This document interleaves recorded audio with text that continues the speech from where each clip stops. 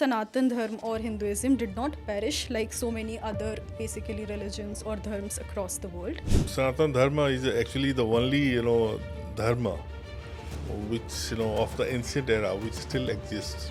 What is that one period which has been most overlooked? भाई यही एक देश है जहाँ की मतलब गॉडेसेस हैं जो पूजी जाती हैं और कोई और आप ट्रेडिशन मुझे दिखा दीजिए.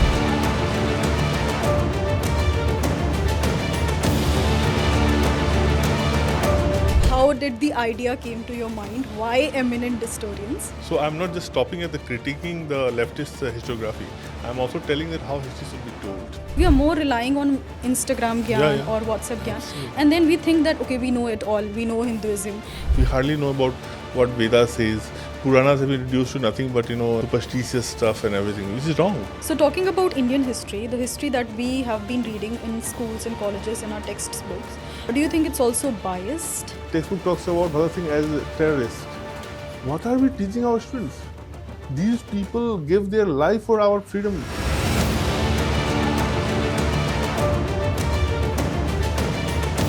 Do you think it's about time that the caste system now should not exist? That's a human tendency. Human tendency where you divide people. And some will become powerful, some will become powerless. In your opinion, are the most inspiring? Gandhi हो गए, सुभाष बोस हो गए, पटेल हो गए. Hello and welcome everyone to POV and Popular in this brand new episode. For today, I have Utpal Kumarji in the studio with me. Now, a little about him. He is a journalist and an opinion editor with News 18 and First Post for over 2 decades now. He is also an author, and Eminent Historians is his second book, which is what the podcast is majorly gonna be.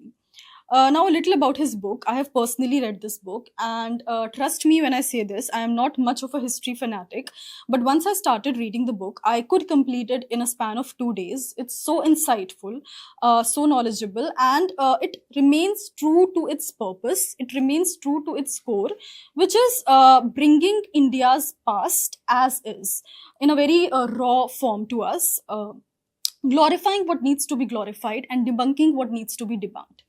So, this podcast is also going to highlight some major segments from the book, talking about India's past, present, and also how the future is shaping for us. It is going to be a very insightful episode, and I hope that we'll be able to put across the core of this book and the core of India with you all. So, I hope you enjoy the podcast and do share, as usual, your feedbacks and comments with us in the comment section below. So, hello and welcome, sir. First of all, good afternoon. कैसे हो आप? I'm good. Thank you. Thank you for inviting me here. Thank you for coming. Okay, so we'll begin today's podcast, and primarily, majorly, we'll talk about Eminent Historians, your recent book. I have personally read it, and although I am not much of a history fanatic, but once I start reading the book, I literally read the entire book within a span of I think 2 to 3 days. So that goes to says that it's really, really an interesting read. And for anyone who is interested in Indian history or just interested in India through the years, I think it's a must read. Thank you so much. Thank you so much. Means a lot. Yeah. Okay. So first question would be, eminent historians, like how did the idea came to your mind? Why eminent historians? And of course, for people who have not read it yet, the title Eminent Historians, what does it suggest? Eminent historians, basically, you can say I was inspired by a book which came almost 2 decades ago, by Arun Sori, and that was called Eminent Historians. Yes. So it in a way that's inspired by that book, and that inspired everyone of that generation. But that was that actually challenged the leftist narrative at that time when the entire ecosystem was dominated by communist ideology. Yes. So yeah, I can say that I'm absolutely influenced by that. But what I have done in this book is I took it one step further. Sori's book, Eminent Historian, was largely a critique of the leftist historiography. What I did is here I have questioned the historians, or the eminent historians as Sori calls. But I also take it further, and I'm also telling this country's history through its own perspective. So I'm not just stopping at the critiquing the leftist historiography. I'm also telling that how history should be told. And coming to your question, why eminent historians? It's a long history. It's a long story for me. It's 1995. I've written my introduction. I got a book from my brother, my elder brother, who was pursuing engineering. The book was by Romila Thapar, History of India, Penguin publication. And from there, my journey about my love story with history started. Where I started reading one book after another. Initially, I had to read most of the books by the very people I've critiqued in my book. So they were all Marxist historians, whether it was Rabindranath Thapar, R.S. Sarma, Bipin Chandra, Noor Hassan. So there were all these people who today I believe were actually not historian but historians. The way they distorted this country's history. So I read them, but I always had this issue in my mind that something is missing, something is not Adding up. right. Yeah, it's not adding up. Yeah, Yeah. and initially, I was introduced to alternate history. My father introduced me. I'm so grateful. For people like Sitaram Goel's Voice of India publication, they publish so many history challenging the leftist historiography. So I started reading that, and then I realized that yes, I mean, my hunch was right. There's something was missing, and then I started reading the alternate history. So the 3 decades of the long journey is, I think, culminated in this book. Wow. Great. Okay. So, having read this book myself, I'll start with the first question that, you've mentioned in the book, if I talk about Hinduism or Sanatan Dharma, how through the years it has its own testing times. It was physically assaulted, mentally assaulted, but till today it's standing tall, it's standing upright.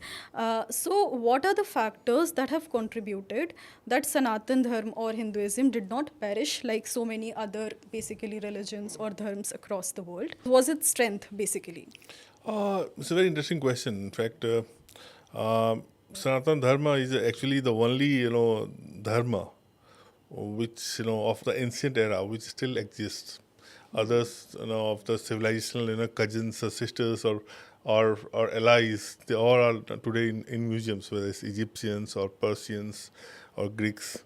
So yeah, it tells something about something there. Definitely the innate strength in Sanatan Dharma, which always helps. And you see, I think one of the fundamental reason for me is I believe that Sanatan Dharma has a tendency to be critical of itself over the period of time and then rectify itself. It happens automatically. So if some problem happens, and a problem always do happen, and you can't deny that that anything is perfect. So Sanatan tradition also had issues which come up, but also over the century you have seen that this tradition itself produced reformers. They came on their own, and they kind of they challenged the orthodoxy, challenged the evils which crept in our practices, and it was inherently done. And I'll give you an example. For instance, Buddhism.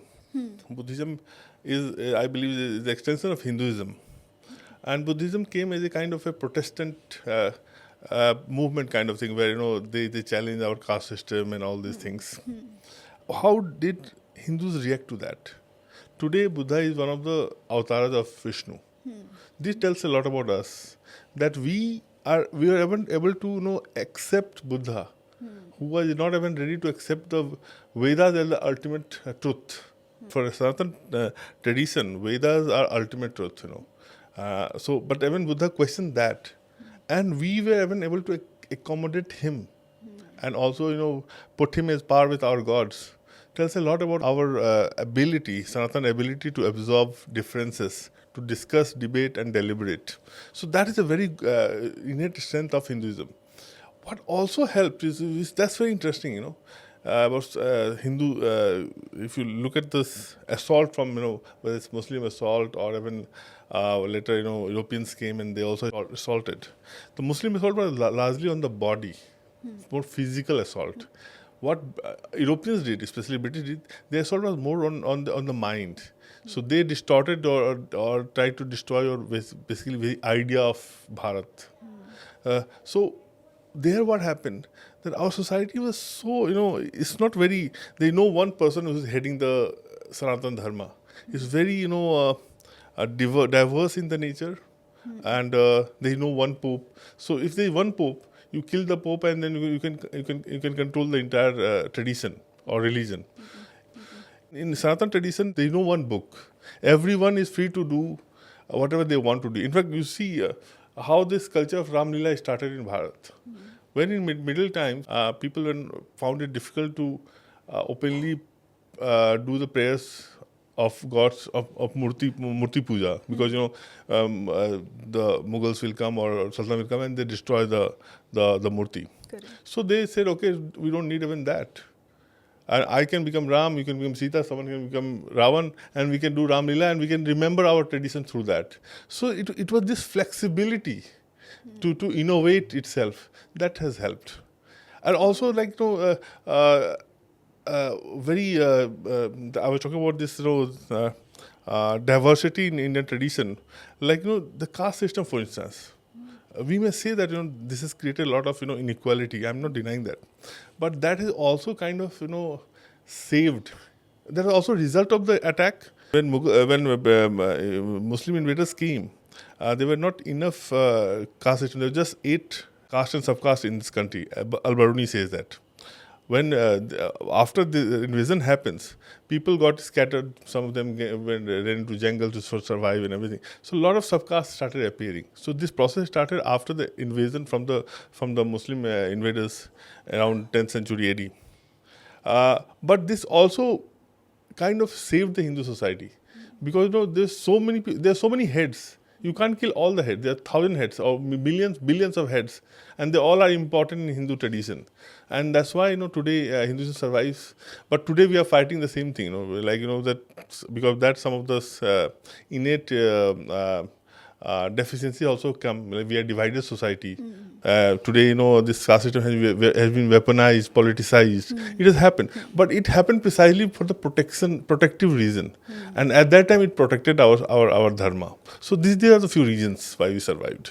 Correct. I think I was reading in the book how, especially the lower castes, they were very adamant to not change to other religions as compared to perhaps the upper castes. No, in fact, many of these people became lower caste precisely because they resisted. Like, for example, they were Kshatriyas. They kept on fighting. Now, if they are losing, they will have to go and escape to jungle to survive. And if you continuously lose for 100 years, then you get degraded in the social order. And that's why you see some of this today's tribals. If you see their history, in ancient times they were Kshatriyas, royal families, but today they are tribals, because it happened because they refused to submit to the Muslim authorities. So it was their fight which made them what they are today, and I think we need to appreciate that. Correct. So I think one more question which comes from this question itself is, like, if we talk about today's time, Hinduism or Sanatan Dharma, what do you see as a big challenge? Like, correct me if I'm wrong, in my opinion, what I observe, one thing is that I feel in today's times, people who call themselves Hindu or Sanatan, they themselves are not well read or as much read about our own scriptures, perhaps Vedas, Upanishads, Purans, as we should be. Like, perhaps we are more relying on Instagram gyan or WhatsApp gyan. Absolutely. And then we think that, okay, we know it all, we know Hinduism. But that's perhaps not the case. So what do you think is this a challenge, and what is the challenge in today's time? See, one of the major challenges, I believe that, you rightly say that we don't know our tradition. Correct. In reality, we are mostly in the hearsays, and this has been deliberately done. Like, you see in our textbooks, these have not been introduced. We hardly know about what Veda says. Puranas have been introduced to nothing but superstitious stuff and everything, which is wrong. Puranas, I have read few Puranas, and I know that they are absolutely fabulous literature. There's history. Some of the very scientific things are written there in a very historified manner. So I think, but we don't know. We don't know anything about Upanishads. So this was deliberately done. And this literature was deliberately, stopped from, being taught to students precisely for that they don't know. And what has happened because of that, we kind of, we take extreme positions.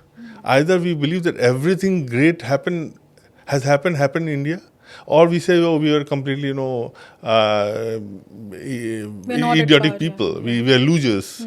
So I think we take the two steps precisely for that reason. I think, and this has really hurt us really hard. And but that's why I believe that every young student should be introduced to their tradition, to their literature, ancient literature, because ultimately that's what they are. What they are today, precisely because of those literatures. Until the time we don't do it, we might be falling victim to the alien narratives, or to a narrative which want to destroy you. For instance, for example, I give out caste system. Caste system, no person in the same mind can defend the caste inequalities. But we also need to understand that that just by criticizing that won't solve anything. Look what today happened. Today has happened. Every political party was solved is talking about caste system, and they have kind of weaponized in their way, politicized it for political gains. So it is going to stay.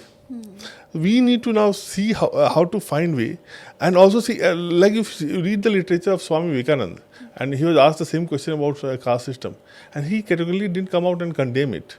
There were reasons for that, because caste system also kind of helped become what survive in some way, also help become what we are. So if we don't know that, if we don't know the nuances of our history, we might not be able to able to see things in in gray. We might just see in black and white. So this is bad, caste system is bad, this is good.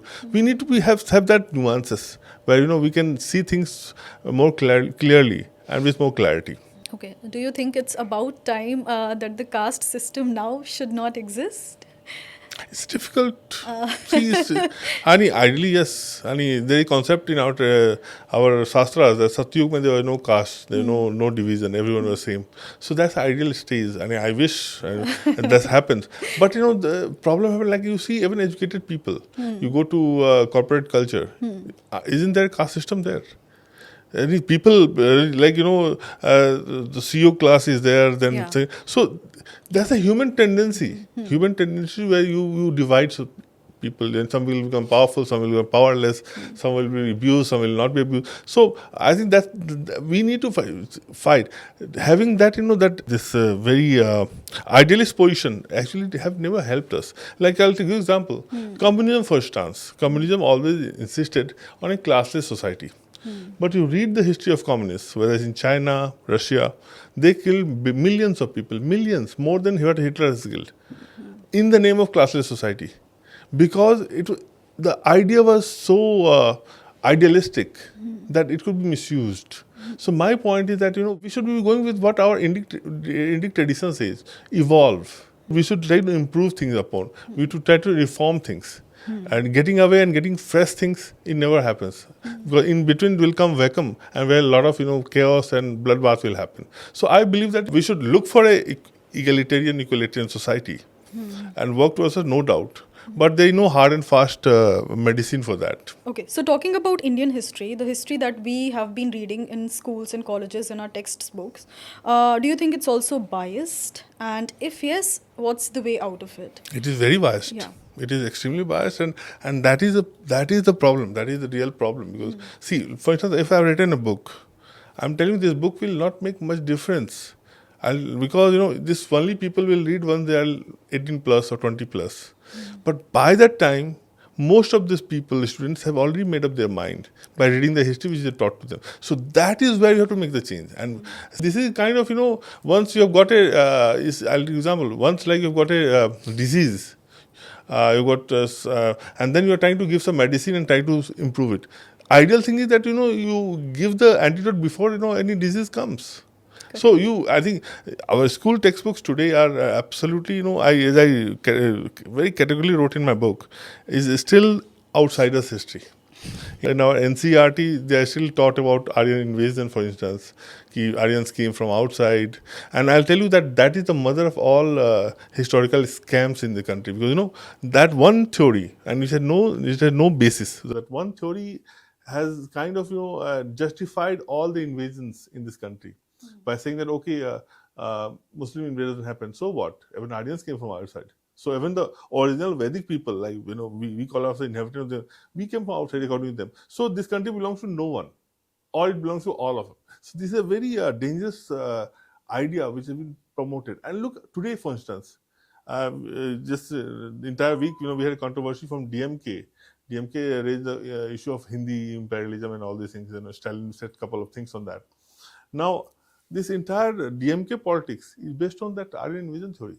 where they say that the Dravidians were the original inhabitants of this country. Aryans came and they pushed them down south, and they kind of persecuted them for centuries. So now this one theory, which has no basis, no logic, has created divide between north and south. Today, northern people can't see southern people can't see northern people.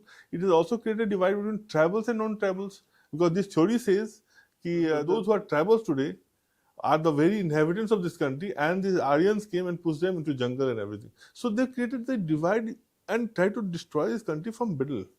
So, and that's why I'm saying that, and if you're going to teach this to our students, what are they going to do? They will look through their blinker eyes. Okay, a Tamilian student will say, "Oh God, our ancestors were persecuted so badly by these North Indians." What are we teaching them?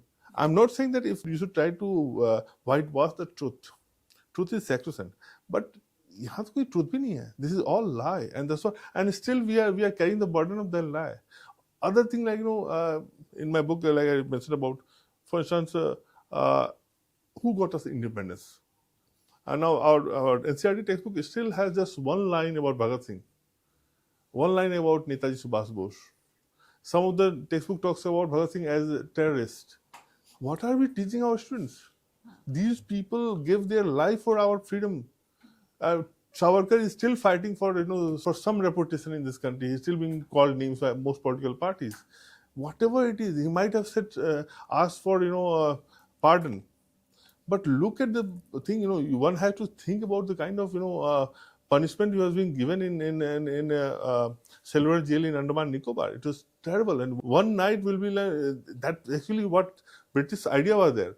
British would only send the most dreaded individuals to that cell just to break their spirit. They could have easily hanged anybody. So, but then even the most dreaded one, they will not hang. They'll say, okay, put them into cellular jail. There he was sent. And he asked for pardon. And there are reasons why he asked. It's also written in his own book also, and in other books also, that he said it's better to come out and fight rather than be in jail and do nothing. So that was more like he was trying to use that pardon to come out and again build something against the British. But today also we are calling him all names, Savarkar. So my point is, we need to look at our history, improve it from our schools, and it has not been done. It's high time we do it. Otherwise, it will just be like putting if something had cut and you put some banded there. It's like that. This book is like banded otherwise. So, do you think the government has some role to play in this scenario, where we are talking about how biased our textbooks are? Absolutely. Government has the most important role.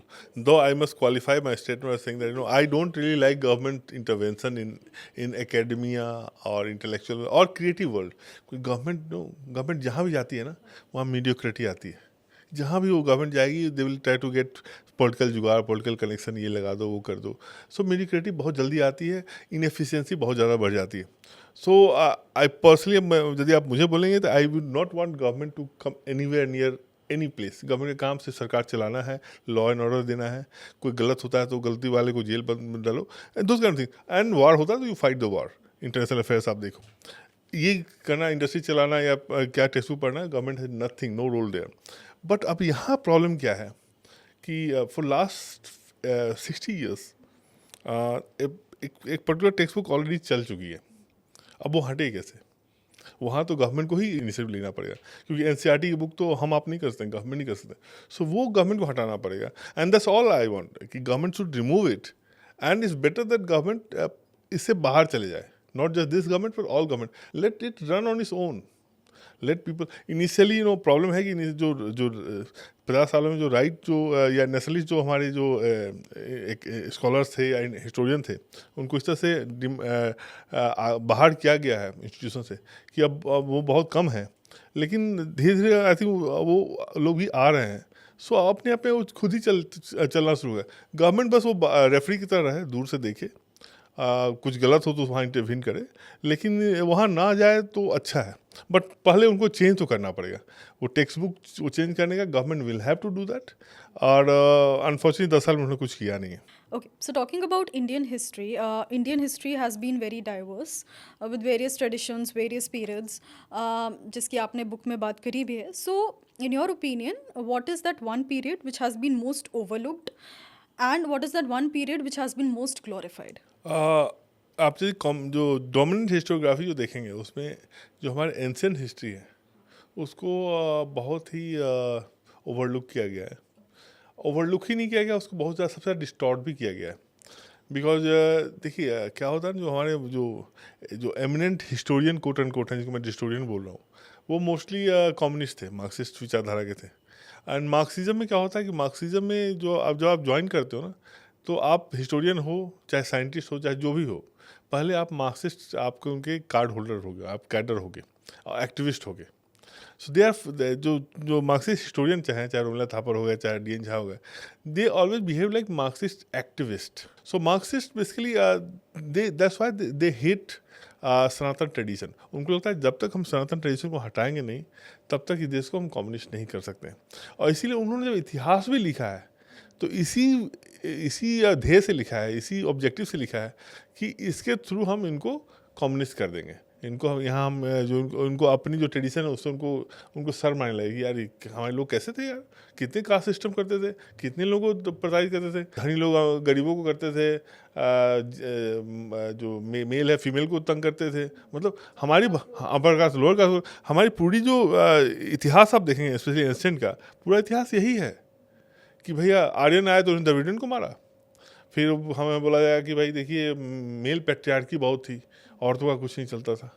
भाई यही एक देश है जहाँ की मतलब goddesses हैं जो पूजी जाती हैं. और कोई और आप ट्रेडिशन मुझे दिखा दीजिए जहाँ गॉडेस हैं, नहीं है. हमारे यहाँ ही जो माँ की परंपरा है वो है, और इतने वो स्ट्रांग रूप में शक्ति की परंपरा हमारे उसमें. लेकिन फिर भी हमें बोला जाता है कि नहीं, आप तो भाई औरतों को आप तंग करते हो, वो प्रताड़ित करते हो. तो basically they have used our ancient history to create that divide. और इसीलिए मैं बोलता हूँ कि हमारा जो इतिहास है, जो प्राचीन इतिहास है, उसमें आप सिर्फ यही चीज़ देखेंगे कि जितने भी गलत चीज़ें हैं उसको निकाला गया है, और जितनी अच्छी चीज़ें हैं उसको दबाया गया या फिर इग्नोर किया गया है. यानी जैसे मैं एग्जांपल दूंगा, एज ए चाइल्ड जब मैं बड़ा भी हो गया था, तो मनुस्मृति के बारे में मेरे विचार में बहुत अच्छे वो नहीं थे, कि मैंने इतनी उसके बारे में पेपर से पढ़ता था कि यार आज JNU में मनुस्मृति को लड़कों ने जला दिया, स्टूडेंट्स ने जला दिया, तो आप मनुस्मृति में औरतों के बारे में गंदी गंदी बातें की है. मैंने जब खुद पढ़ा उसे, तो मैंने पाया कि मनुस्मृति में औरतों के बारे में इतनी अच्छी अच्छी बातें भी कही गई है, लेकिन उसे चूँकि कोई पढ़ता नहीं है. 95% और 99% लोग पढ़ते नहीं हैं मनुस्मृति. हाँ, वो इंस्टाग्राम में जो नैरेटिव लोग सेट करना चाहते हैं वो डाल देते हैं. उसमें कोई एक बात औरतों के बारे में मान लो कहीं लिखा हुआ है, तो वो उसको आउट ऑफ प्रोपोर्शन दिखा के वहाँ डालते हैं. अब जैसे औरतों के बारे में कहा गया कि जिस घर में औरतों की इज्जत नहीं होगी वहाँ भगवान नहीं आते हैं. इससे ज़्यादा एम्पावरिंग क्या होगा, ये मनुस्मृति में है. इससे ज़्यादा एम्पावरिंग क्या हो सकता है. और इसमें बोला था कि शूद्रों का बहुत, उसमें जो लोअर कास्ट उनका बहुत गलत है. मनुस्मृति में एक कोटेशन है, मैं कोट कर रहा हूँ, उसमें है कि यदि ब्राह्मण कोई क्राइम करता है तो उसको जो सज़ा मिलेगी सबसे ज़्यादा मिलेगी. मान लीजिए एक ही क्राइम ब्राह्मण, क्षत्रिय, वैश्य और शूद्रा करते हैं, तो ब्राह्मण को सबसे ज़्यादा सज़ा मिलेगी, क्षत्रिय को उससे कम मिलेगी, वैश्य को उससे भी कम मिलेगी, और शूद्र को नहीं मिलेगी. क्योंकि ब्राह्मण ज्ञानी है, पढ़ लिख के यदि क्राइम कर रहा है तो ही शुड बी पनिश्ड. इतना एम्पावरिंग है. आप कहीं और दिखा दिए ऐसा लिटरेचर लिखा हुआ कि जो पढ़े लिखे लोग मतलब वो धनी होंगे भाई, वो इन्फ्लुएंशियल होंगे, उन पे बोला गया कि आपको हम जेल जला देंगे, आपको हम पनिश करेंगे. और ये मनुस्मृति में है, लेकिन मनुस्मृति को हम जलाते हैं. तो ये इसलिए है क्योंकि हमने पढ़ा नहीं. तो हमारी जो प्राचीन काल है उसको हमारे एमिनेंट हिस्टोरियंस ने डेलिबरेटली बहुत हद तक दबाया और बहुत ही निगेटिव रूप में प्रेजेंट किया है. लेकिन जब मेडिवल काल में आते हैं, जब इस्लाम भारत में आता है, तो वो एकदम उल्टा करते हैं. इनफैक्ट उनका ये वेस्ट बंगाल का जो स्कूल एजुकेशन का एक सर्कुलर भी आया था, उसमें तो उन्होंने एक्सेप्ट भी किया. उन्हें क्लियरली उसमें लिखा था कि हम लोग जो मंदिर तोड़े गए हैं इसके बारे में ज़्यादा किताबों में वर्णन ना करें हमारी पुस्तकों में, क्योंकि इससे बच्चों को खराब असर पड़ेगा. मतलब कि जो सच्चाई हुई भी है आप उसे नहीं दिखाना चाहते. तो मेडिएवल काल में उनका क्या है कि वो बोले हैं कि नहीं, बहुत हिंदू मुस्लिम यूनिटी थी. इनफैक्ट मुस्लिम के निज़ामी साहब और मोहम्मद हबीब हुए इरफान हबीब के पिता, वो उन्होंने अपनी किताब 1920 में वो लोग एक्टिव थे, 1920-30 में उन्होंने अपनी किताब में लिखा कि जब इस्लाम पहली बार इस देश पे आया तो हमारे हिंदू लोअर कास्ट थे, वो बहुत ही खुश हो गए. दे गॉट सो एक्साइटेड, और बहुत मतलब खुशी खुशी उन्होंने धर्म परिवर्तन किया अपना. इसका कोई एविडेंस नहीं है। इनफैक्ट जो मैंने बताया कि एक्चुअली जो हमारे दलित जो लोग बने हैं जो हैं उन्होंने ज़्यादा फाइट किया है, लेकिन इतिहास को देखिए तोड़ मरोड़ के उन्होंने ऐसे दिखाया कि उनको मेडिवल काल में इस्लाम को उन्होंने ग्लोरीफाई करना था, तो उन्होंने उस तरह से ग्लोरीफाई करके उन्होंने दिखाया। और फिर वहाँ वो पूरी जो इतिहास है वो दिल्ली सेंट्रिक कर दी उन्होंने। मेडिवल काल में आप किताब पुस्तक निकालेंगे तो आपको शुरुआत होगी कुतुबुद्दीन ऐबक से और ख़त्म होगी मुगलों के 1857 बहादुर शाह जफर पे। और बस छोटे छोटे राजा, उनके छोटे छोटे राजा हैं जिनका जो राज्य है दिल्ली से पालम के से बाहर ना भी गया हो, उनके बारे में हम सब जानते हैं। लेकिन उसके अलावा इतने बड़े बड़े हमारे देश में राजा हुए, चाहे किंगडम्स हुए, विजयनगर हुआ, चोला हुआ, पल्लवास हुआ, करकोटास हुआ, अहोम्स हुए, किसी में कोई वर्णन नहीं है, कोई बात नहीं करता उनके बारे में। तो ये अपने आप में है कि मतलब वहाँ भी उन्होंने वो बेसिकली इतिहास को तोड़ा मोड़ा, लेकिन वहाँ जो है कि जो इन्वेडर्स आए थे उनको ग्लोरीफाई करने के लिए किया। तो जबकि एंशिएंट में वो जो सनातन को वो खराब दिखा रहे हैं और मेडिएवल में वो इस्लाम को बहुत अच्छा दिखा रहे हैं। तो ये बेसिकली वही मैं बोला कि when Marxist becomes a historian he still is a activist. वो एक्टिविस्ट के रूप में ही उन्होंने इतिहास लिखा और एक्टिविज्म ही वहाँ उनको दिखती है। So I have a few statements, जिसको we can talk it as myth versus reality statements. So I'll say those statements and जो मेरा पहला statement है वो है the Mughal Empire was entirely tyrannical and oppressive. No, I can't say basically largely tyrannical, with exception of Akbar. Akbar को आप हटा दें तो largely tyrannical थे वो। The second statement is Hindu civilization during the Gupta period is often portrayed as the golden age.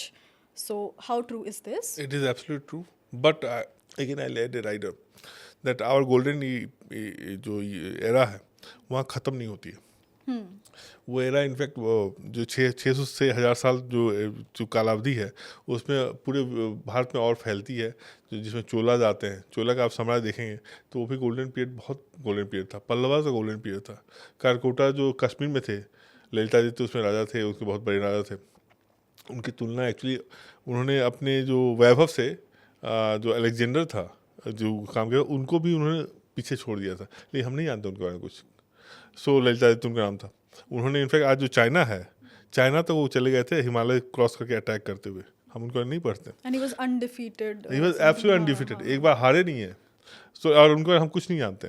सो ये इनका राज था। तो जो हमारा जो गोल्डन पीरियड था, of course Gupta golden period था, लेकिन गोल्डन पीरियड वहाँ ख़त्म नहीं होता है। गोल्डन पीरियड चलते रहा और चोला के पीरियड में जाके सबसे ऊपर गया वो। India's history has always been a continuous story of Hindu-Muslim conflict. How true is this? The mainstream history you're talking about is not. They try to project that it's not everything was good there, but in reality, yes, it was. Okay. Since the day they came here, the first attack happened. Muslim attack happened in 637 AD, within 5 years of the death of Prophet Muhammad Sahib, and from then till India got partitioned in 1947. It was a constant struggle. So now let's talk a little bit about the British Empire, British people and how they overtook us. So you talked in the book that it happened in 3 stages. And at the time when they first came, India was a prosperous country. So what were the key factors which led to Britishers actually overpowering us, ruling us for so many years? And towards the end of it, what are the key factors which led to the revival back? Because oftentimes, जैसे आपने book में भी mention किया है, that Gandhis and Nehrus, they have been glorified, उनका role glorify हुआ है, but what was their actual role actually? British की as far as their coming is concerned, see, many things in history happen randomly. And when British came, I'll also tell you, when they came, they were the most inferior European power. उनके chances सबसे कम थे हमें भारत को जीतने में। Portuguese, Dutch, French इनसे आगे थे, लेकिन वही होता है ना कि किस्मत देखिए। इन्होंने बंगाल सडनली अचानक जीत लिया। प्लासी की लड़ाई थी 1757 में और ये आगे बढ़ते चले गए और उनकी यानी थोड़ी डेस्टिनी भी थी उस तरह। But when they first came, जब वो पहली बार भारत आए थे तो उन्होंने अपना जो उनका एम्बेसडर आया था ये मुगल एम्पायर जहांगीर के राज में, जब वो आए थे तो कम्प्लीटली वो स्तब्ध थे, बोले कि भारत में इतनी समृद्धि थी, इतने धन दौलत है, इतने धनी था। इनफैक्ट वो पहली शताब्दी से लेके 1700 तक भारत का जो ग्रोथ रेट था, जो जीडीपी थी, पूरे वर्ल्ड का 1/3 था, और हमेशा 1/3 से 1/4 ही रहा है, उससे नीचे कभी नहीं गया, और हमेशा नंबर 1 इकॉनमी रही है। और जैसे ब्रिटिश आए तो विदिन 50 ईयर्स वो गिर के ऑलमोस्ट 10% हो गया था, फ्रॉम 25-30%, 10% हो गया। और जब ब्रिटिश इस देश को छोड़ के गए तो it was less than 5% GDP. तो उन्होंने हमें कम्प्लीटली ऐसे लूटा। इनफैक्ट जो एस्टिमेट जो हमें अब बोला जाता है, 45 ट्रिलियन पाउंड्स वो इस देश से लेके लूट के ले गए थे, और वो आज वापस आए तो इस देश में गरीबी ऐसे ख़त्म हो जाएगी। और लेकिन हाँ, वो दुर्भाग्य था। लेकिन जब वो आए थे तो वो कम्प्लीटली देवर अंडर वो इनफैक्ट उनके बारे में डेलिम्पल अपनी पुस्तक में लिखते हैं कि विलियम डेलिम्पल वो लिखते हैं कि जब उन्हें नहाना भी हमारी औरतों ने सिखाया था। वो रोज़ नहाते भी नहीं थे, उनको कैसे साबुन लगाना है, कैसे करना है, तो एज बेसिक एज दैट। और शुरुआती वक्त में वो जो अंग्रेज लोग थे, वो हमारे जो राजाओं और हमारे जो नोबिलिटी थे उनको बहुत कॉपी करते थे। वो कैसे बैठते थे, कैसे हुक्का पीते थे, या कैसे मतलब डांस देखते थे, तो they become like extension of nawabs. और वो ऐसे थे।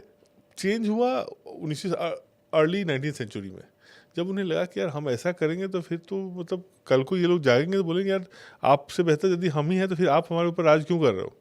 तब उन्होंने लिटरेचर भी बदलना शुरू किया और अपना उनका एटीट्यूड भी बदला। और लिटरेचर ही उन्होंने ये बोला कि नहीं, भारत में कुछ भी अच्छा नहीं है, सब चीज़ खराब है। उन्होंने हमारे धर्मग्रंथों का जो अनुवाद किया, मैक्स मुलर का, जैसे मैक्स मुलर ने सारे वेदों का अनुवाद किया। मैक्स मुलर ने अपनी वाइफ को चिट्ठी में लिखा कि यदि मेरे अनुवाद किए हुए वेदों को यदि यहाँ के नागरिक पढ़ेंगे, इंडियंस पढ़ेंगे, तो विदिन फ्यू ईयर्स वो कन्वर्ट हो जाएंगे। तो उनका वो रीजन था कन्वर्ट करना। और ये मैक्स मुलर को हम बहुत इज्जत से देखते हैं। मैक्स मुलर का अपनी लेटर अपनी वाइफ को उन्होंने उस पर लिखा। तो वहाँ से फिर उन्होंने इंग्लिश एजुकेशन लाया। उन्हें लगा कि यदि ये संस्कृत के थ्रू पढ़ेंगे तो अपने जो इनके लिंकेजेस इतने स्ट्रांग रहेंगे कि फिर इनको रूटलेस नहीं होंगे। वो ये अपने लिए बहुत they will very proud of their identity. तो उन्होंने इंग्लिश एजुकेशन लाया, और इंग्लिश एजुकेशन ला के उन्होंने पहला चीज़ यही सिखाया कि भाई everything is bad that can happen has happen to this Hindu civilization India, और इससे ख़राब कोई जगह नहीं हो सकती है। तो ये जब बच्चों को आप वही पढ़ाए, बच्चों को आपने एक जो इस मानसिकता से बनाया कि ब्रिटिश मानसिकता उसकी रही, भारतीय भले उसका कलर हो या खून हो, लेकिन मानसिकता उसकी ब्रिटिश बन गई, और इस तरह से उन्होंने अपने राज्य को चलाया। तो ये उनका वो था। और इसी का देखिए एक्सटेंशन हुआ हमारी आज़ादी के समय भी। जो मैंने पुस्तक में किया है, जो कांग्रेस है, भारतीय राष्ट्रीय कांग्रेस, उसकी स्थापना 1885 में हुई है। A.O. ह्यूम ने की थी, जो एक अंग्रेज थे, अंग्रेजी सिविल सर्वेंट थे। और उस स्थापना का जब प्रोसेस आप देखें तो आपको ये क्लियर हो जाएगा कि ये ब्रिटिश वहाँ के जो गवर्नर जनरल थे उस समय, ये वाइस रॉय थे, उन्होंने ही कांग्रेस की स्थापना करवाई थी। और उसकी स्थापना इसलिए हुई थी कि देश में उस समय बहुत ज़्यादा गुस्सा हो रहा था, फैमिन थे उस समय, तो लोगों में बहुत गुस्सा था कि क्यों हो रहा है, लोग मर रहे हैं। तो उन्होंने उस गुस्से को चैनलाइज करने के लिए कांग्रेस की स्थापना की। वही कांग्रेस जो हमें आज़ादी दिलवाती है, सो कॉल्ड, लेकिन उसकी स्थापना ऐसे होती है। और इनफैक्ट ये लाला लाजपत राय ने अपनी पुस्तक यंग इंडिया में उन्होंने मेंशन भी किया है, उन्होंने टर्म यूज़ किया है सेफ्टी वेल्व थ्योरी का, कि जैसे प्रेशर कुकर में नहीं देखते हैं, प्रेशर कुकर में वो सीटी बजता है, तो बेसिकली प्रेशर ज़्यादा हो तो सीटी बजा दो, फिर वो कुछ नहीं होगा। तो सेफ्टी वेल्व थ्योरी यही कांग्रेस का यूज़ वही था कि जब भी बहुत ज़्यादा गुस्सा हो तो Congress will come and 2-4 demand वो सरकार से मांग लेगी, हाँ भाई हमें ये दे दो, ये दे दो, ये दे दो। सरकार फिर सोचेगी, 1-2 डिमांड मान जाएगी, फिर लोग शांत हो जाएंगे। तो ये कांग्रेस की स्थापना हुई। और गांधी जी ने शुरुआती फेज में यही उनका प्रोसेस भी था। आप देखिए तो नॉन कोऑपरेशन मूवमेंट उन्होंने किया। नॉन कोऑपरेशन मूवमेंट उन्होंने अचानक बंद कर दिया। 24 में वायलेंस हुआ, कुछ पुलिस वाले मर गए थे, तो उसके बाद वो बंद कर दिया। तो उसके बाद फिर सीधा 1930 में डंडी मार्च करते हैं। बीच में 8 साल उन्होंने कुछ नहीं किया, और डंडी मार्च के फिर 8 साल बाद, 9 साल बाद उन्होंने, या 12 साल बाद उन्हें क्विट इंडिया मूवमेंट किया, भारत छोड़ो आंदोलन। तो ये जो गैप था, आप जब ध्यान से पढ़ेंगे तो आपको लगेगा कि ये गैप इसीलिए था कि जब भी देश में गुस्सा ज़्यादा बढ़ता था तो गांधी अपना मूवमेंट चलाते थे। और आप देखिए तो 1922 में जब उन्होंने नॉन कॉपरेशन मूवमेंट बंद किया, उस मूवमेंट में जितने भी रिवॉल्यूशनरी लोग थे जिन्हें हम लोग इग्नोर करते हैं, वो सब पार्टिसिपेट किए थे। जब गांधी ने उसे बंद किया तो सब वो फिर रिवॉल्यूशनरी काम में लग गए। काकोरी केस हुआ, भगत सिंह आ गए, भगत सिंह ने किया, सचिन सान्याल ने अपना काम किया, चंद्रशेखर आज़ाद ने अपना रिवॉल्यूशनरी काम किया। तो इन लोगों ने पूरे देश में जो अपना वायलेंस के थ्रू अपना काम शुरू कर दिया। तो 1930 जाते जाते गांधी को समझ में आया कि यार ये तो हमारे हाथ से सर निकल रहा है। उसमें ये आपको ये भगत सिंह को फांसी वाली भी केस आ गई थी, तो देश में बहुत सरचार्ज था, पीपल वे वेरी एंग्री, ये क्या हो रहा है। तो फिर उसमें गांधी ने देखिए सिस्टमेटिकली उसमें गांधी ने अपना डांडी मार्च शुरू कर दिया, तो लोगों का जो गुस्सा था वहाँ चला गया। तो ये इस तरह से उन्होंने वो किया है। बट मैं यहाँ एक बात बड़ी से बोलूँगा, बड़ी सीरियसनेस से बोलूँगा कि मैं ये नहीं, मेरा कहने का ये मतलब नहीं गांधी ने कुछ किया नहीं था। गांधी का अपना उपयोग था, गांधी ने भी अच्छा काम किया था। गांधी ने ना इस देश में जो ब्रिटिश जो सरकारी तंत्र का जो डर था ना आम आदमी में, वो हटा दिया था। लोगों को जोड़ के, आम आदमी को जोड़ के, ये काम गांधी ने किया था। गांधी की जो रीच थी ना आम आदमी के साथ थी, ये था। लेकिन ये कहना कि गांधी ने ही हमें आज़ादी दिलाई, ये गलत है। मुझे बस ये इस पे प्रॉब्लम है कि आज हमारी टेक्स्ट बुक आप पढ़ लें तो उसमें बस यही होगी गांधी ने बस बिना खड़ग बिना तलवार के हमें आज़ादी दिलवा दी। भाई ऐसे आज़ादी नहीं मिलती है। कोई यहाँ आपके घर को कैप्चर करने आया तो वो भी नहीं छोड़ेगा। आप यदि बोलोगे मैं आपसे लड़ूंगा नहीं, बस आपसे बात करूंगा, it doesn't happen that way. तो और उस समय के जो रिकॉर्ड्स हैं अपने आप में बताते हैं। जैसे 1946 में नेवल रेबेलियन हुआ था, उसके बाद से ब्रिटिश को लगा कि हमारी आर्मी भी हमारे साथ नहीं है। उनकी नेवी ने रेबेल कर दिया था ब्रिटिश के खिलाफ। और वो क्यों किया था? क्योंकि उस समय जो सुभाष चंद्र बोस की आईएनए थी, इंडियन नेशनल आर्मी, वो उसका बहुत ज़्यादा इन्फ्लुएंस था और पूरे देश में आईएनए का वो चल रहा था कि जैसे वो जीतते हुए इम्फाल तक पहुंच गए थे। तो ये इन्फ्लुएंस में की वजह से क्या बोलते हैं कि कम्प्लीटली देश मतलब वो था, आक्रोशित था। और ये बात सब लोग, गांधी ने इस बात को एक्सेप्ट किया है, बी आर अम्बेडकर ने एक्सेप्ट किया है।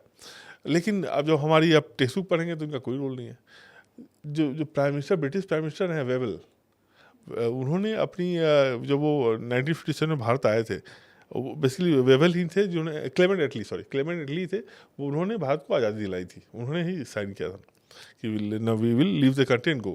क्लेमेंट एटली 1957 में भारत आते हैं आज़ादी के बाद, और वो कलकत्ता हाई कोर्ट के जज थे, उनसे उनकी बातचीत होती है। तो जज साहब उनसे पूछते हैं कि अरे आपने जो भारत छोड़ा, उस छोड़ने की वजह क्या थी, what was the reason, and Gandhi का क्या रोल था। तो उन्होंने बड़े क्लियरली वहाँ बोला कि गांधी का रोल मिनिमल था, गांधी का रोल था ही नहीं, बहुत कम था। और उन्होंने बोला कि आईएनए की वजह से, सुभाष चंद्र बोस के इन्फ्लुएंस की वजह से हमने देश को छोड़ा है। तो इन चीज़ों को तो हमें एक्सेप्ट करनी चाहिए ना। ये तो एविडेंसेस हैं। जो ब्रिटिश आर्मी के जो जनरल थे, जो मेन जनरल थे, उन्होंने अपनी बुक में लिखा है कि हमने आईएनए की वजह से देश को छोड़ा है, क्योंकि हमारी अपनी आर्मी आईएनए से बहुत प्रभावित हो गई थी। तो हमें विश्वास नहीं था, हम क्या करेंगे। और एक और रीज़न है जो हम हमेशा इग्नोर करते हैं, वो वर्ल्ड वार टू के बाद क्या हुआ कि ब्रिटेन की जो इकोनॉमिक स्थिति थी बहुत ख़राब हो गई थी, और अमेरिका उसको पुश करने लगा। रूजवेल्ट अमेरिका के राष्ट्रपति थे, उन्होंने ऑलरेडी कह दिया था कि आपको भारत छोड़ना पड़ेगा। तो ब्रिटेन के पास अब बहुत क्षमता थी नहीं कि अमेरिका से झगड़ा करके भारत को कंट्रोल कर ले, उसकी इकोनॉमी बहुत ख़राब हो गई थी। तो इसलिए देखिए कि जब उन्होंने छोड़ा तो 1950 के करीब में सिर्फ भारत ही नहीं छोड़ा, भारत के अलावा भी 50 और डिफरेंट देशों को छोड़ के हो गए। तो उन्हें क्यों छोड़ा? अब ये बेसिक क्वेश्चन होना चाहिए ना। यदि हमने आज़ादी लड़ के ली होती गांधी के थ्रू, तो उन लोगों ने तो लड़ाई भी नहीं की। दे लेफ्ट मेनी कंट्रीज जिन्होंने फाइट भी नहीं की, they didn't want British to go, पर उन्हें लगा नहीं यार हमसे संभलेगा नहीं, let's go back. So basically we need to look back at our history, और जो ड्यू है वो ड्यू करना चाहिए। रिवॉल्यूशनरी का रोल हमने बहुत इग्नोर किया है। और देखिए रिवॉल्यूशन के साथ क्या होता है, रिवॉल्यूशन को हमने इग्नोर ही नहीं किया है, हमने उनको यानी आज़ादी से पहले उनको वैल्यू नहीं दिया, आज़ादी के बाद भी नहीं दिया। मैं आपको एग्जांपल देता हूँ, बीना दास थी एक, बीना दास ने रिवॉल्यूशन थी, उन्होंने 1932 में बंगाल के जो गवर्नर थे उन पर उन्होंने बम फेंका था, उन्होंने मारने की कोशिश की थी। उसके लिए उन्हें शायद 8 या 9 साल की सज़ा भी हुई, और सज़ा होकर वापस आई। आज़ादी के बाद उनकी मृत्यु कैसे होती है, ये उत्तराखंड में वो रोड के किनारे बस मरी हुई मिली, कोई उन्हें नहीं पहचाना। बाद में ऐसी एक्सीडेंटली उनका साथ कोई रिलेटिव था, वो उनको बहुत महीनों से खोज रहा था, तो वो देखा तो पहचाना कि वो है। मतलब ऐसे रिवॉल्यूशनरी आप इतिहास पढ़ें तो आपकी आंखें वो हो जाएगी। हम नहीं जानते, कुछ भी जानते। हम रास बिहारी बोस के बारे में कोई बात नहीं करते। रास बिहारी बोस रिवॉल्यूशनरी का हिस्ट्री देखिए, बड़े कनेक्टेड है। हमें इतिहास बताया था कि रिवॉल्यूशनरी लोग बस भगत सिंह आए, मार दिए, खत्म हो गया, सब अपने अपने साइलोज में काम कर रहे थे, अपने अपने मतलब एरिया में काम करते थे। नहीं, वो बड़े कनेक्टेड थे। तो पहला कहानी है Chapekar brother. In fact Chapekar brother की मैं कहानी बताऊँ। चापेकर भाई थे, 3 भाई थे, और उन्हीं की जो रिवॉल्यूशनरी भारत में एक्टिविटी शुरू होती है ना, उनके साथ ही शुरू होती है इन ए बिग वे। तो चापेकर लोगों ने, भाइयों ने, 2 भाइयों ने प्लान किया था कि वहाँ का कोई ब्रिटिश ऑफिशियल था, उसको मारना है, क्योंकि उसमें प्लेग था, उस एरिया प्लेग फैला हुआ था। तो वो बहुत ही ही वाज नॉट डूइंग वेल, वो बहुत लोगों को तंग कर रहा था। तो उसने बोला कि हम इसको मारेंगे। तो उसने अटैक किया और मार दिया। क्या हुआ कि एक और थे, द्रविड़ भाई थे, वो उनके साथ ही काम करते थे, उन्होंने पुलिस को इन्फॉर्म कर दिया कि चापेकर इन दोनों भाइयों ने इस ब्रिटिश ऑफिशियल को इसने मारा। तो उसके साक्ष्य पे, उसके एविडेंस पे उन दोनों को पकड़ा गया और फांसी दे दी गई। चापेकर का एक तीसरा भाई भी था, छोटा भाई, वो उसने फिर क्या किया, उसने इन दोनों को, जो द्रविड़ भाई थे, उन दोनों को मारा और फिर इसे भी फांसी हुई। मतलब इतनी कहानियाँ हमारे पास हैं, हम उनकी कहानी के बारे में बात ही नहीं करते हैं, वी डोंट टॉक। फिर क्या होता है कि उसके बाद उन्हीं से इन्फ्लुएंस होकर सावरकर इन्फ्लुएंस होते हैं, और श्री अरविंदो, उसमें अरविंदो घोष थे। वो श्री अरविंदो बाद में बने, जब वो पांडिचेरी चले गए तो श्री अरविंदो बन गए, अरविंदो घोष। इन लोगों ने रिवॉल्यूशनरी अपना प्रोसेस शुरू की, वो, और उनसे इन्फ्लुएंस होकर रास बिहारी बोस ने पूरे उसको पहले देश में फैलाया, फिर पूरे विश्व में फैलाया। इनफैक्ट जो आईएनए की स्थापना थी, आईएनए की स्थापना आपको नेताजी सुभाष बोस ने नहीं की थी, रास बिहारी बोस ने की थी। तो आप देखिए कनेक्शन, देखिए दे ऑल वेर कनेक्टेड। रास बिहारी बोस फिर सुभाष बोस से मिलते हैं, फिर वो आईएनए की फॉर्मेशन होती है, फिर वो लड़ाई होती है। मतलब ये 1900 से लेकर 1947 तक ये लोग सब एक दूसरे से जुड़ के काम कर रहे थे, लेकिन उनका इतिहास के बारे में कोई मेंशन ही नहीं है, कोई वर्णन नहीं है। तो ये तो दुर्भाग्य है। और शायद यही मैंने उस पर कोशिश भी की कि भाई इट्स हाई टाइम दैट हम अपने रिवॉल्यूशनरी को भी हम याद करें। हमें गांधी के रोल को कम नहीं करना है, बट रिवॉल्यूशनरी रोल यदि था तो हमें उसको हाईलाइट करने की ज़रूरत है, और वो होना चाहिए। सो आपने इतने सारे लोगों का भी नाम लिया है, so perhaps who are the top 3 people from this era, from the Indian history, be it the freedom fighters, the visionaries, कोई भी, who in your opinion are the most inspiring? For India is very difficult. आप किसी field में ले लें, मतलब spirituality में ले लेंगे तो मतलब विवेकानंद से लेके श्री अरविंदो, मतलब उनको आप इग्नोर नहीं कर सकते। फ्रीडम स्ट्रगल में आप लेंगे तो भाई गांधी हो गए, सुभाष बोस हो गए, पटेल हो गए। तो किसी एक दो को चुनना बड़ा मुश्किल हो जाएगा कि हु इज़, ये बहुत बड़ा देश है, and it's not a small country like Britain कि आप किसी एक को चुन पाएंगे। इसमें बहुत सारे लोग हैं, बहुत सारे एक्टर्स हैं, और बहुत मतलब और इतिहास भी इतना लंबा है कि very difficult to choose one. Okay, and अभी हमने इतनी बात करी about the history, so there is this question कि let's say 100 years from now, what do you think अभी के टाइम में हु और what the history is like for India? अगर हम 100 years फ्रॉम नाउ फ्यूचर में जाएं, कैसा दिखेगी इंडियन हिस्ट्री? इनफैक्ट आप विश्वास नहीं करेंगे, जो हम अभी रह रहे हैं, हाँ, ये फेज है ना, हाँ, ये फेज सबसे ज़्यादा हाईलाइटेड होगा। 2014 टू 24 और फर्दर जो चेंजेस हुए हैं, जितने ग्रैंड स्केल पे हुए हैं, क्योंकि ये सब ना, ये बहुत मोमेंटस चेंजेस हैं। अब जैसे फॉर एग्जांपल मैं देता हूँ राम मंदिर का, ये जैसे एक मंदिर नहीं था, बहुत बड़ा, क्योंकि इसकी स्ट्रगल 500 साल चली है, ये अभी हुआ। या फिर आप आर्टिकल 370 देख लीजिए, ये मतलब मैं आर्टिकल 370 के बारे में पिछले 30-35 सालों से पढ़ रहा हूँ, बहुत स्ट्रॉन्ग फीलिंग थी, मुझे कभी नहीं था कि ये जाने वाला है। I never thought this will go away.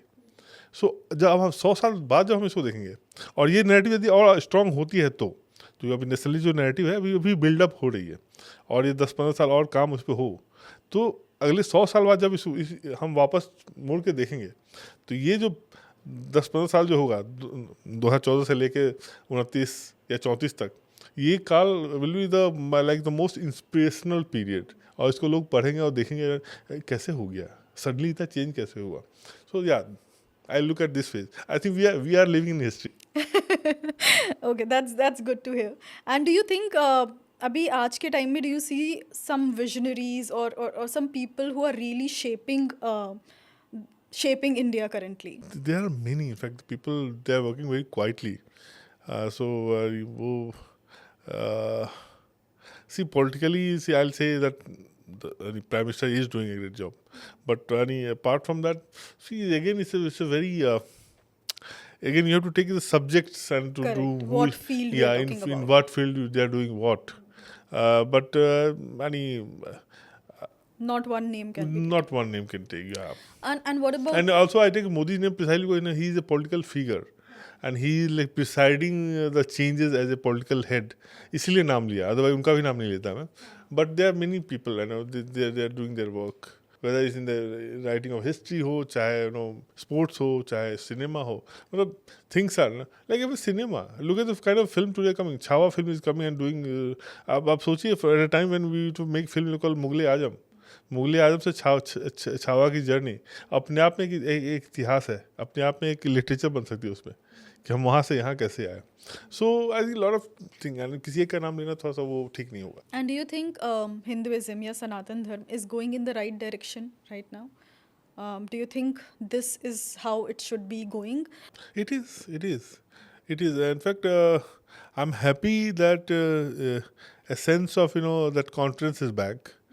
Problem था when I was growing up, जो 1980s का बात मैं बोल रहा हूँ, उसमें स्टिल मैं देखता था कि there sense of apologia was there, कि थोड़ा हम अपनी चीज़ों से शर्माते थे, थोड़ा हिचकते थे यार and our things of backwardness वाली फीलिंग आती थी, ये नहीं करना, ये नहीं करो, एंड टीका मत लगाओ, या फिर ये ना हाथ में कुछ बांधो, Even like as simple as Hindi में बात नहीं हिंदी करो, में बातें ना करो, संस्कृत तो बहुत दूर की बात है. एग्जैक्टली वो नहीं करो अपनी लाइक. अब नाम देखिए टुडे इस क्रेजी थिंग, पीपल संस्कृत नाम खोजते हैं, बड़े यूनिक सा नाम खोजते हैं, वो सब नहीं था.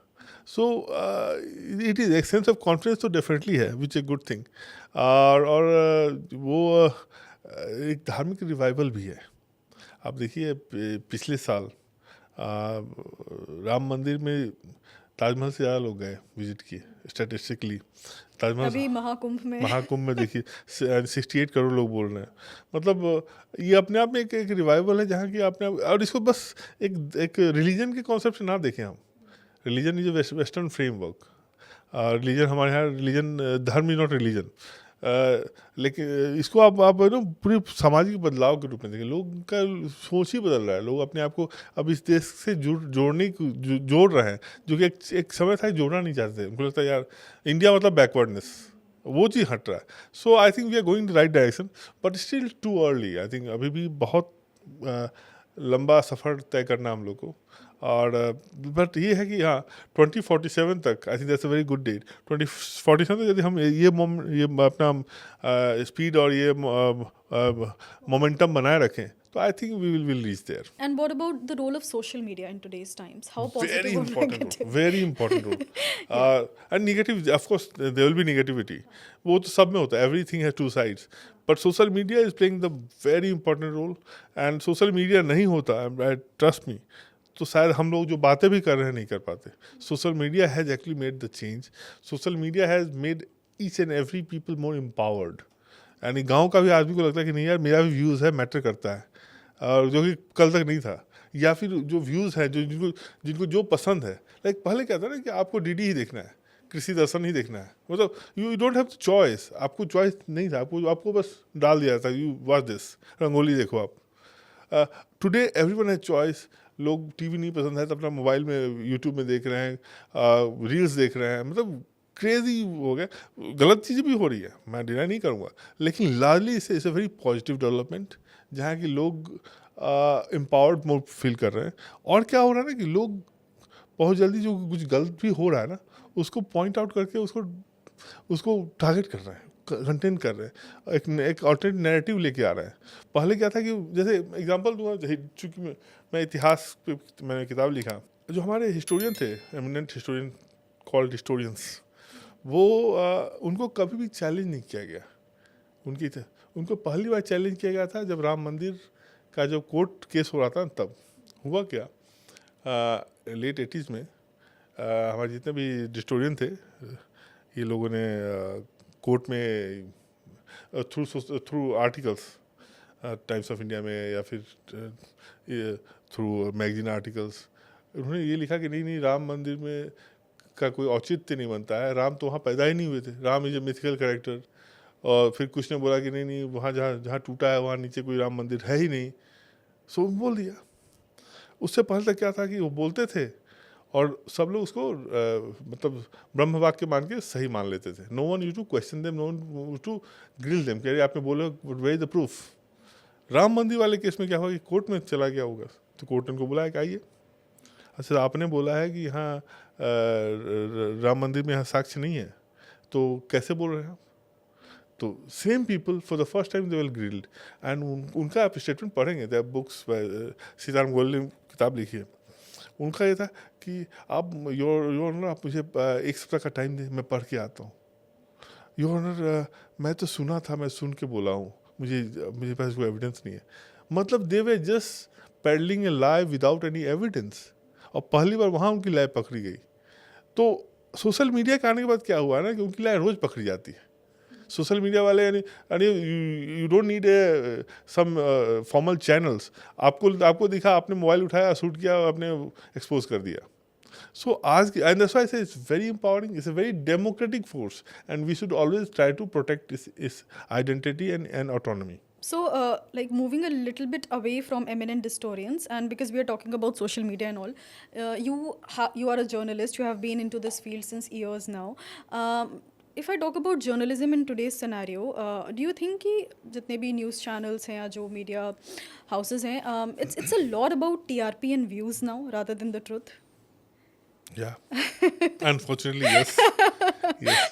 But I can't blame them. You see, it's a very ultimately, if somebody is investing, हाँ, he will want the return back.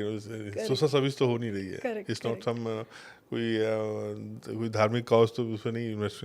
So if someone is investing, he will want it back. So वो TRP centric हो रहा. मुझे problem सिर्फ ये है कि आप लोगों को हमें समझना पड़ेगा कि TRP भी तभी मिलेगी जब आप क्वालिटी कंटेंट बनाएंगे. And authenticity के हाँ, साथ. आप क्रॉस कंटेंट बनाएंगे तो शायद कुछ दिन चल जाए. नागिन के शो कुछ दिन चल जाएंगे, लेकिन आफ्टर पॉइंट लोग बंद रहते हैं देखना ना. सो क्रॉस शो आपको बहुत लंबा नहीं ले जाएगी. आप अच्छा कंटेंट बनाए तो there are people going to watch. अच्छे कंटेंट में फिर मेहनत लगता है. सी यहाँ थोड़ा सा लेजीनेस भी है generally. I have seen very closely. लोगों को लगता है यार बस ये थोड़ा वो हाईलाइट कर दो, कुछ कर दो, एक ही बात को 2 बार घुमा दो, लोग देख रहे हैं तो क्यों मेहनत करना है यार, क्यों फील्ड में जाएं, क्यों मतलब वो करें, क्यों पैसे खर्च करें उस पर. सो इसी इजी जर्नलिज्म के नाम पे वो कर लेते हैं, लेकिन फिर लॉन्ग टर्म नहीं आता है. तो basically if you do a good product, you work hard on research work, you bring out something, people are going to watch and they are watching. हमारे अपने फर्स्ट पोस्ट में they are watching our show. So and we take a pride in whatever we are producing. So point है कि ultimately we have to do that. But ये है कि हाँ TRP तो रहेगा ही. Ultimately everyone wants to gain money and And I think कहीं ना कहीं it's perhaps people's fault as well to some extent, because अगर आप देखोगे ही वैसा content तो वो आपको ज़्यादा दिखाया भी जाएगा. So because I feel a lot of times जब आपको सही चीज़ें दिखाई जाती हैं, मिर्च मसाला नहीं डालकर दिखाई जाती हैं, तो people don't watch it. Like that also happens. No, So this perhaps, has happened. Yeah. ये फॉल्ट तो है ही, वो उस लेवल पे फॉल्ट है. ऐसा भी आई थिंक मैं जब बोला कि हमारी रिस्पॉन्सिबिलिटी, सी मैं मीडिया वाला हूँ तो मैं अपनी रिस्पॉन्सिबिलिटी ज़्यादा लूँगा, लोगों का मैं थोड़ा कम बोलूँगा. मुझे लगता है कि हम थोड़ा बैलेंस आउट कर लें. सी आप कम्प्लीटली मतलब आप आर्ट सिनेमा बना दोगे तो लोग नहीं देखेंगे. You can make a good film, commercial film, but good film with good story, लोग वॉच करते हैं. आपको 80 की फिल्म बनाने की जरूरत नहीं है. आप देखिए अच्छी फिल्में भी चलती हैं, लेकिन आप वही उसको आप मतलब आप उसको आर्ट फिल्म या डॉक्यूमेंट्री बना देंगे तो लोग will not watch. So that we have to take in consideration कि we have to make a fine balance between artistic this thing and कहाँ हम थोड़ा सा मतलब जैज़ अप कर सकते हैं. तो I think that is our fault. We have not still mastered that thing. So coming back to eminent historians and kind of wrapping up this podcast as well.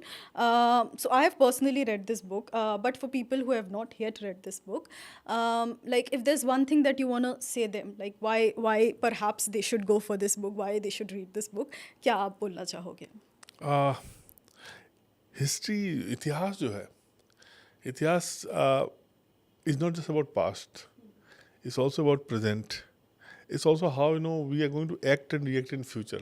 हम भविष्य में कैसे बिहेव करेंगे, कैसे एक्ट करेंगे, कैसे अपने आप को देखेंगे या दिखाएंगे, वो सब इतिहास से ही होता है। हमारी जो अपनी सेल्फ इमेज है ना, वो भी इतिहास से ही आती है। तो इसलिए इतिहास सही हो तो अच्छा है, और इतिहास यदि गलत है, जैसे मैं एग्जांपल दूंगा। बचपन में मैं हमेशा एक बहुत छोटी सी वाक़या है, लेकिन मेरे जहन में हमेशा रह गई कि मुझे बोला जाता है कि हिमालय पहाड़ जो है ये इसकी दो बहुत खूबियाँ हैं, बहुत हमारे लिए बहुत फ़ायदेमंद है। एक तो साइबेरिया की ठंडी हवाएं नहीं आती हैं, और दूसरी ये जो अटैक्स नहीं होते थे नॉर्थ से। ना देखिए कि ये छोटे बच्चे पढ़ते हैं, छोटे बच्चे के माइंड में हमें बचपन से यही बात डालना है कि हिमालय नहीं होता तो फिर नॉर्थ से चाइना वाले आके हम पे अटैक कर लेते। ऐसा भी तो हो सकता है कि हम शायद चाइना पहुंच जाते। क्या गारंटी कि हम नहीं करते, शायद हमारा एक्सटेंशन चाइना भी होता। हिमालय है इसलिए हम चाइना तक नहीं पहुंच पाया, मतलब otherwise India must also include China. But हमें क्या पढ़ाया जाता है, हमें दैट डिफिटेस्ट माइंडसेट, यार तुमसे ना हो पाएगा। ये is inculcated in the childhood. Otherwise देखिए रियलिटी, अब मैं बताता हूँ, रियलिटी तो हिमालय का कोई कॉन्सेप्ट था ही नहीं। मैंने अब ललितादित्य के बारे में जो बताया, जो कि चाइना तक पहुँच गए थे, उन तिब्बत एम्पायर को हराया। तिब्बत एम्पायर उसमें चाइना से मजबूत था। Lalitaditya defeated Tibet empire. आज का जो सिंचियांग रीजन है चाइना का, वहाँ तक चले गए। एक जो डेजर्ट है टकला मकान डेजर्ट, वहाँ जाके उनको किसी ने गुमराह कर दिया कि आगे पानी मिलेगा चले जाइए, और डेजर्ट था। वो आगे चले गए, पानी नहीं मिला, पूरी सेना उनकी खत्म हो गई। But he never came back, he just kept on winning winning winning winning. My point is कि हमारे लिए हिमालय थोड़ी था, हम हिमालय को चीर के वहाँ गए हुए हैं। इनफैक्ट मैं आपको एक एग्जाम्पल और देता हूँ, जो मैंने पुस्तक में दिया था, कि दूसरी शताब्दी ईसा पूर्व, 2nd सेंचुरी BC में चाइनीज एम्पायर ने पहली बार अपना एक एम्बेसडर सेंट्रल एशिया में भेजा। पहली बार भेजा, उससे पहले कभी नहीं भेजा। उसको पता नहीं वहाँ क्या होता है। सेंट्रल एशिया उनके लिए एलियन वर्ल्ड था। जब वो वहाँ गया उनका एम्बेसडर, तो एम्बेसडर सरप्राइज वहाँ देखा चाइनीज़ वहाँ सामान बिक रहे हैं। तो बोला अरे ये कैसे हो गया। पता क्या, तो लगा कि इंडियन जो मर्चेंट थे ना, वो चाइना से सामान लेके वहाँ बेच रहे थे। तो हमारे लोग उस समय भी 2nd सेंचुरी BC में चाइना का सामान सेंट्रल एशिया में बेच देता है, और चाइनीज को पता भी नहीं था। तो हमारे लिए हिमालय तो मैटर नहीं करता था, लेकिन हमें क्या बताया जाता था। देखिए, और तो इतिहास हमारी अपनी सेल्फ एस्टीम के लिए, सेल्फ कॉन्फिडेंस के लिए बहुत ज़रूरी है। और दूसरी बात है, इतिहास ऑल्सो सही इतिहास बताए तो बड़ा इसका उपयोगी होगा। देखिए जो इतिहास हमें पढ़ाया जाता है वो दिल्ली सेंट्रिक है। इतना बड़ा देश है। अब मान ली कोई इंसान मान ली तमिलनाडु में है, उसको दिल्ली सेंट्रिक इतिहास से क्या मजा आएगा। उसने ये क्या है, दिल्ली इंपेरियलिज्म हो गया, बोलते भी है। अब भैया आप इतिहास पढ़ाए जिसमें चोला भी रीजनल ना लगे। चोला भी हमारे लिए उतने ही मेन स्ट्रीम है जितना कि मौर्य, मुगल और गुप्ता थे। चौरिया हमारे लिए इंपॉर्टेंट है, अहोम इंपॉर्टेंट है, करकोटक इंपॉर्टेंट है, पल्लवाद इंपॉर्टेंट है। तो हमको सबको लेके चले, तो नेशनल इंटीग्रिटी वही तो होती है। आप देश को जोड़ने का भी काम इसी होता है, और ये जिस दिन कर लेंगे तो हो जाएगा। तो that's why I think history is very important. History से ही शुरुआत होती है। It's like the base, the It is foundation. the base. It's the base. How you look at yourself is the way how you look at your society, your entire community, your religion, your country. And it's also the base जिस पे future भी form होगा. So the future also depends on how we perceive the history. Exactly. आज हम जो करेंगे उसी का कल हम जो बेनिफिट रीप करते हैं ना। Today if you invest something, tomorrow we get the dividend out of it. As simple as that. So perhaps one line, if there's one misconception that you want to break that people have about our history, what would that misconception be? That this is a country of losers. No, this is not. In fact, today if you're surviving, not surviving, flourishing, then we must have won more battles and more wars than we have lost. And trust me, and this book has mentioned quite a few of them. We have won many more wars, and we have lost very few battles. But we are just told about Battle of Panipat, Battle of Tarai, whatever other battles. So I think, we are not the nation of losers. And we have won so much because our past and our ancient history was actually very strong. Absolutely, That's absolutely. And the most glorious in the world, I can say that. Wow. So I think on that note, we'll wrap up this podcast. Very interesting one. And I hope, and I really hope that the viewers who are watching us, they'll go ahead and read the book, because trust me, it's even more interesting. It has so many insights. It's a fun read as well. It's not just a boring history read. It's a very fun, interesting read. So I hope that this book reaches to as many viewers as possible. I Thank you hope so to. much for Thank coming. you so much. I love this place. Yeah, thank you so much.